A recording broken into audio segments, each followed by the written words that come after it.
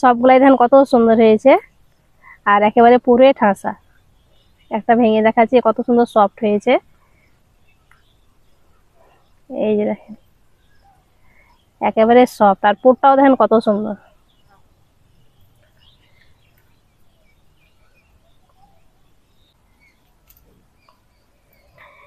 আসসালামু আলাইকুম, মেহেক কিচেনে আপনাদের সবাইকে স্বাগত।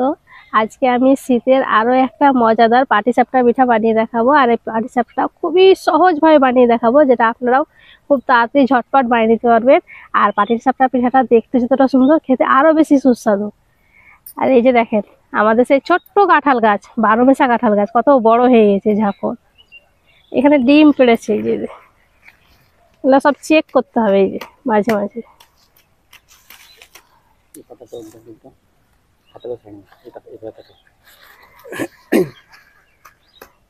এরা সব ডিম পেড়েছে পোকা। গাছ একবার লাগিয়ে দিলাম, দিন আর চেক করলাম, সেটা করলে হবে না। প্রতিদিন গাছের কাছে যেতে হবে আর দেখতে হবে যে পোকা টোকায় মানে ডিম পেড়েছে কিনা, বাসা বেঁধেছে কিনা, সেগুলো সব কিছু ভালো করে লক্ষ্য রাখতে হবে। তাহলে পরেই দেখবেন গাছ দুদিনে বড় হয়ে যাবে আর তাড়াতাড়ি ফলও দেবে।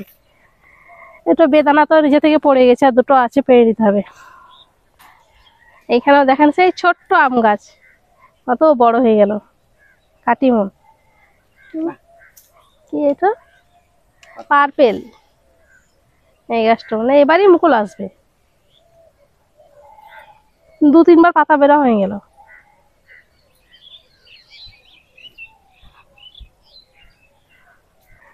পাটিসাপটা পিঠা বানানোর জন্য প্রথমে ব্যাটারটা রেডি করে নিব। তার জন্য এখানে আমি নিয়ে নিচ্ছি 1 বাটি আতপ চালের আটা, আর এটা হচ্ছে শুকনো চালের আটা।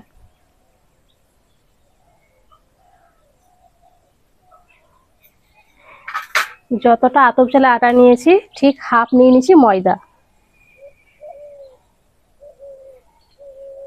একটু যদি ময়দা দেওয়া হয় তাহলে পরে পাটিসাপটাটা অনেক বেশি নরম হয়, খেতে বেশি ভালো লাগবে। সামান্য দিয়ে দিচ্ছি লবণ, 2 চামচ চিনি,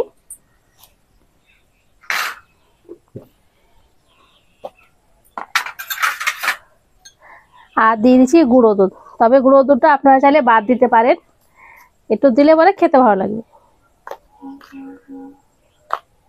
আমি 3 চামচ দিয়ে দিলাম। ঢেকে রাখি, না তো গোটা বেঁধে যাবে। ভালো করে মিক্স করে নেব। সবকিছু ভালো করে মিক্স করে নিয়েছি। এখানে আমি নর্মাল পানি নিয়েছি, অল্প অল্প পানি দিয়ে ব্যাটারটা ঘুরে নিচ্ছি।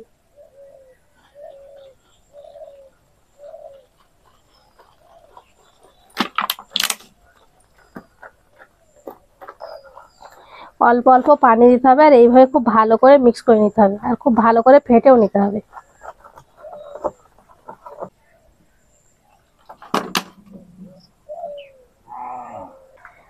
অল্প অল্প পানি দিয়ে ব্যাটারটা আমি ভালো করে ঘুরে নিয়েছি, আর ব্যাটারটা দেখেন এইরকম হবে। এটা আমি সাইডে রাখছি, এবার পুরটা বানিয়ে নেব।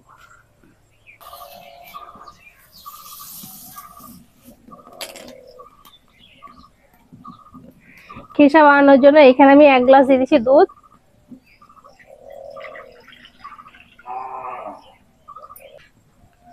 দুধে দিয়ে দিচ্ছি 2 চামচ ময়দা,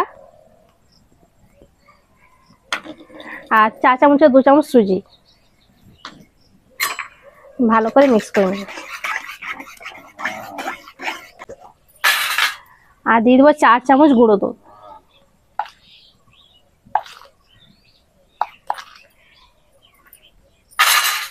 আমি এখানে 2 চামচ ময়দা দিয়েছি, আপনারা চাইলে চালের আটাটাও দিতে পারেন। ময়দা দিলে খুব তাড়াতাড়ি ঘন হয়ে যাবে।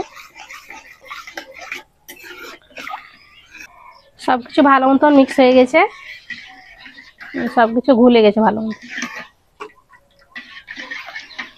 এবার আমি মিষ্টির জন্য দিয়ে দিচ্ছি খেজুর গুড়। আপনারা চাইলে এখানে চিনি দিতে পারেন, আর মিষ্টিটা আপনারা কম বেশি করে নিতে পারেন। অনবরত নেড়ে এটাকে ঘন করে নেবেন।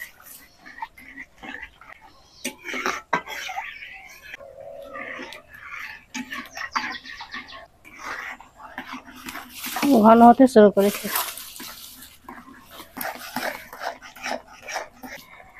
অনেকটা ঘন হয়ে গেছে। এবার দিয়ে দিচ্ছি দেশি ঘি 1 চামচ।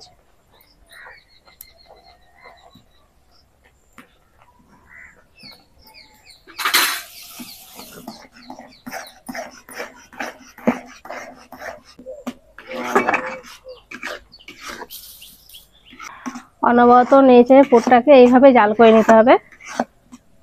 নাড়া বন্ধ করলে হবে না, খুব তাড়াতাড়ি ঘন হয়ে যায়। নাড়া বন্ধ করলে তলে লেগে যাবে। পাটিসাপটার জন্য খিরসাটা রেডি হয়ে গেছে। এর থেকে আর বেশি ঘন করব না। এবার আমি চুলো থেকে নামিয়ে নেবো। এটা ঠান্ডা হওয়ার আরেকটুখানি ঘন হয়ে যাবে।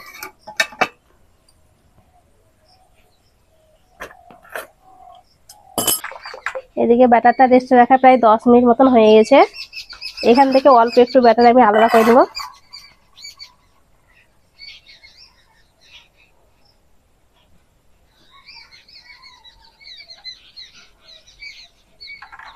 এখানে আমি একটু অরেঞ্জ ফুড কালার মিশিয়ে দিচ্ছি। আপনারা চাইলে বাদ দিতে পারেন, তবে একটু দিলে পরে দেখতে ভালো লাগবে, তার জন্য দিয়ে দিচ্ছি।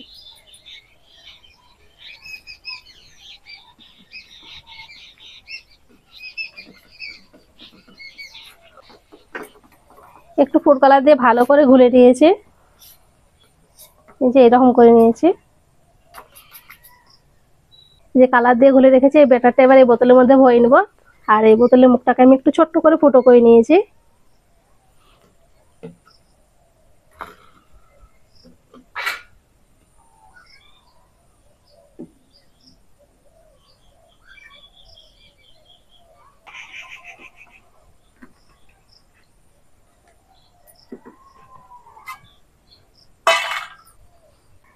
পাটিসাপটা পিঠা বানানোর জন্য চুলোতে একটা চাটু বসিয়ে দিয়েছি। চাটুটা গরম হয়ে গেছে, একটু তেল ব্রাশ করে নিই।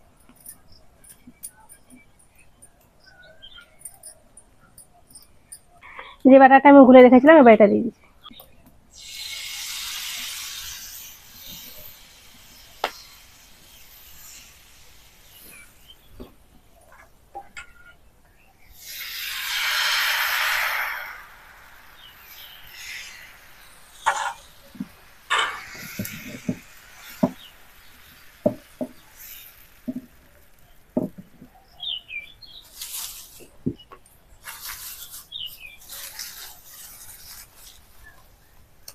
ওপরটা শুকনো হয়ে গেছে, আর পুরটা দিয়ে দিচ্ছি। আর পুরটা দেখেন আগের থেকে অনেকটাই ঘন হয়ে গেছে।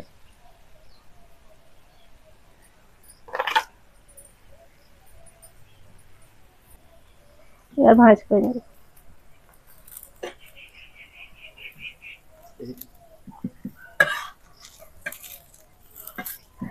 আর দেখেন এখন থেকে দেখতে কতটা সুন্দর লাগছে। এবার আমি উঠিয়ে নেব।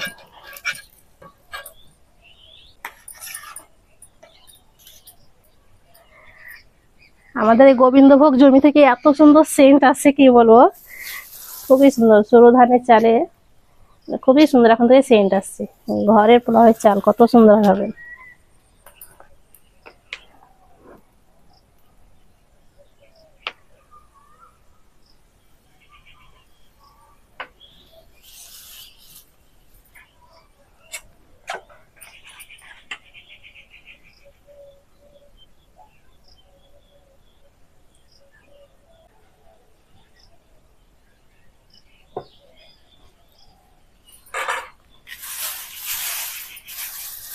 আর পাখিও চেঁচাচ্ছে এত সুন্দর।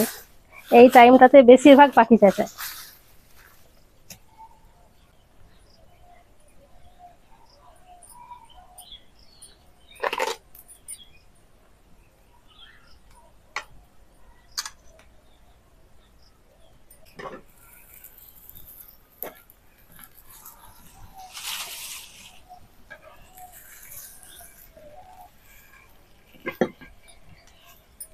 আর কত সুন্দর হচ্ছে দেখেন পাটিসাপটা পিঠাগুলা।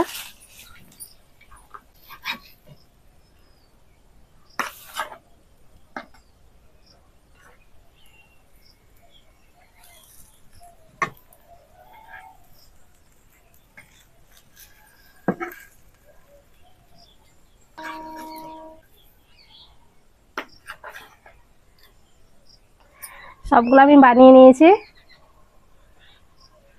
পাটিসাপটা নিয়ে আমরা বাগানে চলে এসেছি। এবার আপনাদেরকে দেখাচ্ছি পাটিসাপটাগুলো কত সুন্দর হয়েছে। আর এই যে দেখেন পাটিসাপটাগুলো কত সুন্দর হয়েছে, কালারটাও দেখেন কত সুন্দর লাগছে, আর ডিজাইনটাও কত ভালো হয়েছে। দেখতে কিন্তু দারুণ লাগছে।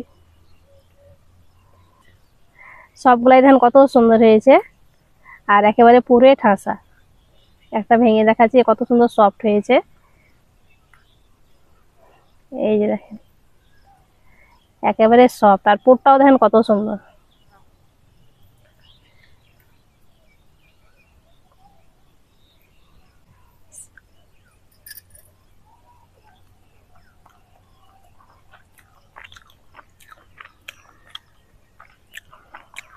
ক্ষীরের পাটিসাপটাটা খেতে দারুণ হয়েছে। আর দেখলেন তো বানানো কত সহজ, খুব সহজে আপনারাও বানিয়ে নিতে পারবেন। তো এইবার শীতে এইভাবে পাটিসাপটা বানিয়ে দেখবেন, বাড়ির সবাই খুব বেশি পছন্দ করবে আর অনেকক্ষণ পর্যন্ত নরম থাকবে। দেখলেন তো পাটিসাপটা বানানো কত সহজ, খুব সহজে আপনারাও বানিয়ে নিতে পারবেন। আশা করছি আজকের এই পাটিসাপটা পিঠা রেসিপিটি আপনাদের অনেক ভালো লেগেছে। ভালো লেগে থাকলে প্লিজ লাইক কমেন্ট শেয়ার করবেন, আর আমার চ্যানেলটি অবশ্যই সাবস্ক্রাইব করবেন। সবাই ভালো থাকবেন, সুস্থ থাকবেন। ধন্যবাদ।